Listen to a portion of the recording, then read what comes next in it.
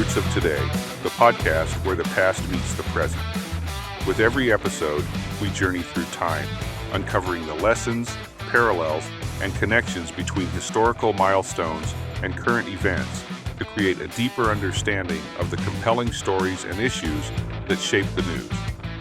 Next year marks the 250th anniversary of the Declaration of Independence, when the Continental Congress of the fledgling United States of America had the audacity to do the unthinkable, declare their independence from the British Crown, and announce to the world the birth of a new nation.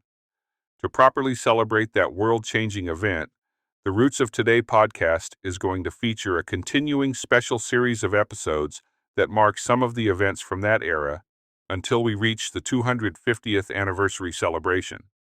As always, this is Alan, your host, reminding you to grab your coffee, tea, or whatever beverage you prefer, and get ready as we take a leap back 2.5 centuries to examine a tragic story that is often ignored in a more patriotic view of the American Revolution, as we talk about Lord Dunmore and the ill-fated Ethiopian Regiment. Born around 1730 in Taymouth, Scotland, John Murray was the heir to the title of Earl of Dunmore. Young John Murray joined the British Army, served during the 7 Years' War. In the late 1760s, he sat in the House of Lords as a Scottish representative peer and sought a royal appointment to reduce the burden of his estates and debts. In 1770, Murray was appointed governor of New York. Soon after, in 1771, he was transferred to Virginia, where he became the last royal governor of that colony. In Virginia, he confronted the mounting crisis between the colonial legislature, the House of Burgesses, and the Crown, and he tried to chart a middle course, while ultimately relying on force to preserve British authority. Before the Revolution itself erupted, Governor Dunmore, as Murray was known by his title, engaged in advertising his frontier credentials. In 1774, he confronted Native American resistance in the Trans-Appalachian region in what is called Lord Dunmore's War. That conflict bolstered his reputation as a man of action and perhaps sharpened his belief in using raw force when needed. By 1774 to 75, Virginia was in open tension. Militia gatherings, mobilization of stores, the dissolving of the Burgesses by the governor. In March 1775, the Burgesses' Second Convention took shape and mobilized men in defense of the colony. In April 1775, Dunmore ordered Royal Marines to seize the colony's powder magazine in Williamsburg and transport the contents to his warship at Yorktown. This triggered alarm in the colony and served as a provocative move. By June 1775, with his authority collapsing and personal safety in doubt, Dunmore evacuated Williamsburg and placed his family on a Royal Navy ship. When November arrived, the colony of Virginia was in open insurrection.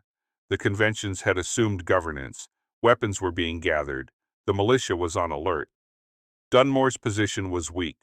His regular British troops were few, local loyalists shaky, and many planners, the colonial elite, leaning toward the Patriot side. Some historians note that the proclamation was less a moral stand than a desperate strategic gambit. On November 7, 1775, aboard the ship William off Norfolk, Dunmore issued his proclamation. He declared martial law for Virginia and required every person capable of bearing arms to resort to His Majesty's standard or be looked upon as traitors to His Majesty's crown.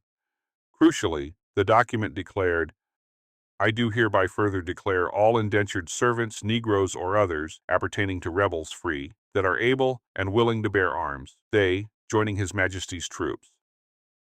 By freeing enslaved persons of rebel masters who bore arms for the crown, Dunmore aimed to undercut the Patriot planners' labor base, swell his own forces, and intimidate the rebel cause. The reaction was immediate. The planters of Virginia, who largely held slaves, were outraged. The idea of armed, formerly enslaved black men drifting into Loyalist ranks was terrifying to them. It galvanized Patriot solidarity. On the ground, word spread quickly. By mid-November, perhaps 300 or more enslaved people had already slipped to Norfolk Harbor to join Dunmore's lines.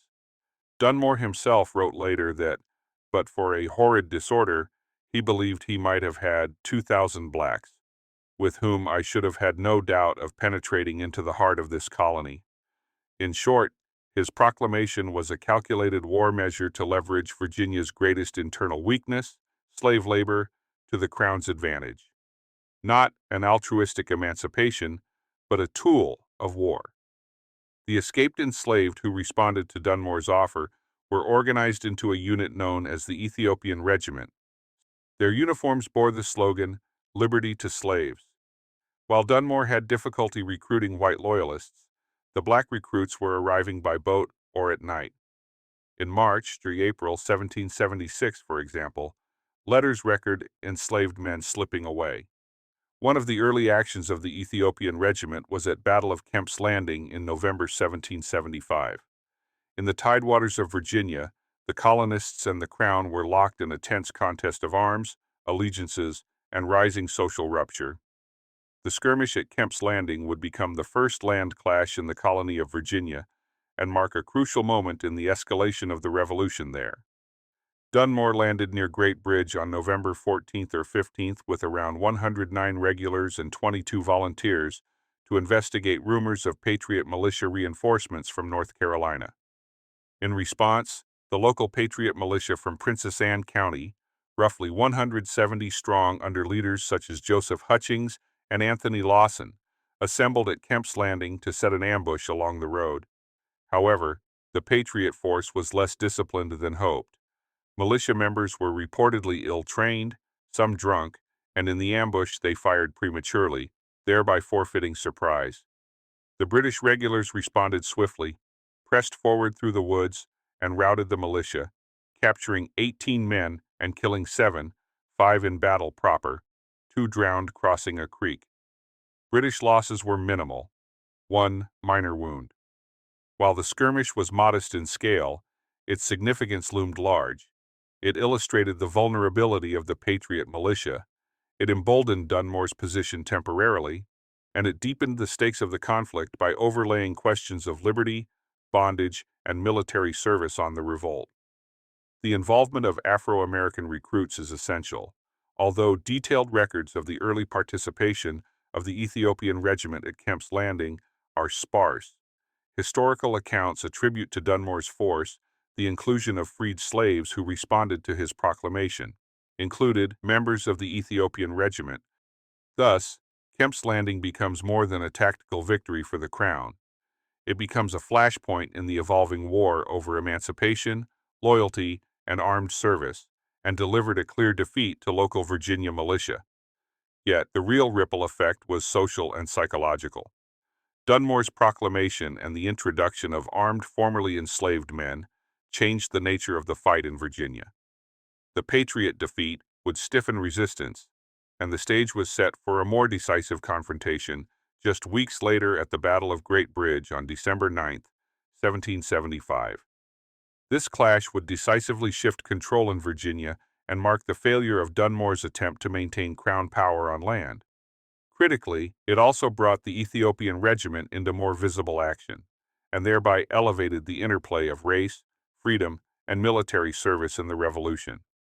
The southern branch of the Elizabeth River, about 12 miles south of Norfolk, had a narrow causeway and bridge that linked Norfolk to the route south toward North Carolina.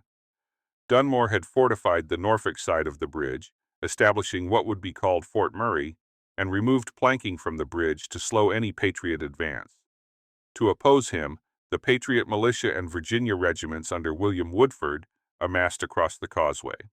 By December 2nd, Woodford's force had grown to about 400 men, and by December 8th had swelled to nearly 900. In Dunmore's camp, his recruitment of enslaved men into the Ethiopian Regiment, promised liberty to slaves in exchange for service, had become a tactical and symbolic resource. One account states the Ethiopian Regiment was tasked with raiding Patriot militia camps. Dunmore's plan called for a diversionary attack by companies of the Ethiopian Regiment across the river downstream to draw militia fire, while a main assault would cross the causeway at dawn. But fate intervened. The Ethiopian detachment was sent off on another mission and did not participate in the planned diversionary assault. On the morning of December 9th, around 3 a.m., the British reinforced garrison made a move. Eyewitness accounts described the fog and black powder smoke as the redcoats advanced along the causeway toward the Patriot earthworks. As the grenadiers approached within 50 yards of the militia's breastwork, Woodford's men withheld fire until the disciplined volley crashed in, cutting down the lead British officers and men. The attack collapsed. British artillery could not overcome the militia position. The rifle companies of the Culpeper Minutemen flanked and pressed the British into retreat. The result was a clear Patriot victory. British casualties were heavy, some estimates 62 to 102 dead or wounded, compared with a single Patriot wounded. In the aftermath, Dunmore and the remaining Loyalists withdrew to the naval ships offshore at Norfolk, effectively ending British control on land in Virginia and foreshadowing the burning of Norfolk in January 1776. Although the Ethiopian Regiment did not play the diversionary role as planned, the Patriots of Virginia delivered a decisive blow to royal power, and in doing so forced Dunmore's retreat from the land. Simultaneously, the Ethiopian Regiment's involvement underscored that the war was not only over governance and empire, but also over who could fight, who could be free, and who claimed the promise of liberty. The battle therefore marks both a military turning point and a social historical milestone in the American Revolution. Ultimately, however, it would not be battlefield setbacks that would be the downfall of Dunmore's efforts. Even as recruitment continued, the Ethiopian Regiment and Dunmore's Loyalist force were struck by disease. And it would be disease, not simply battlefield defeat, that led to their unraveling.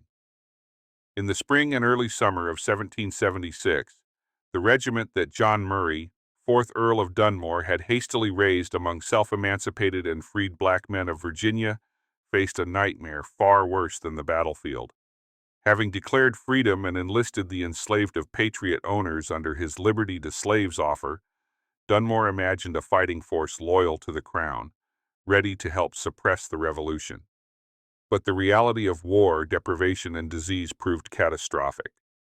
Remember, after his defeat at the Battle of Great Bridge in December 1775, Dunmore withdrew his forces, white and black, to the safety of his ships off Norfolk Harbor, then relocated to more defensible positions at Tucker's Mill Point, and later to Gwynn's Island in the Chesapeake Bay.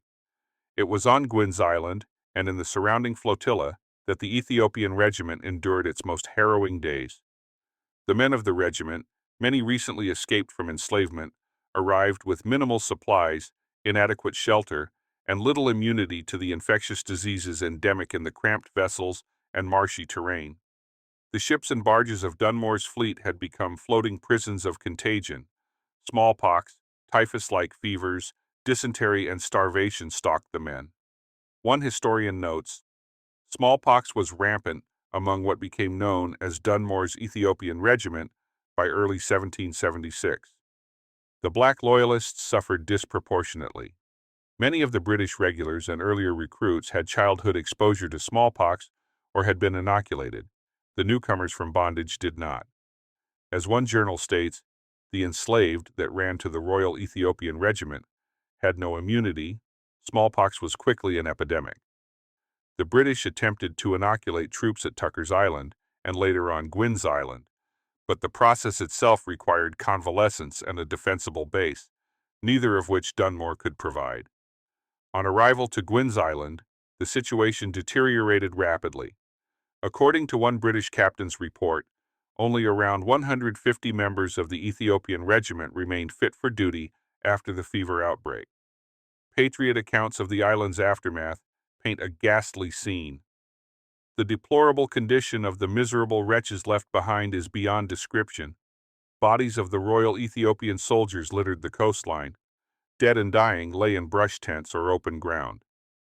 In addition to disease, starvation and dehydration added to the men's suffering. Supplies were scarce. Dunmore's fleet was blocked by Patriot control of the shore, and the island's meager freshwater and food resources could not sustain the swollen numbers of black recruits. The cramped and unsanitary encampment became a death trap.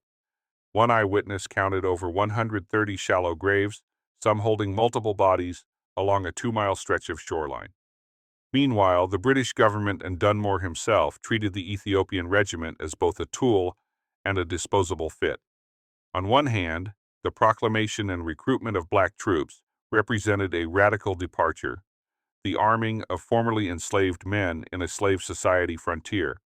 On the other, once the regiment had served its purpose and the men were stricken, they were left on an island to die or to drift away.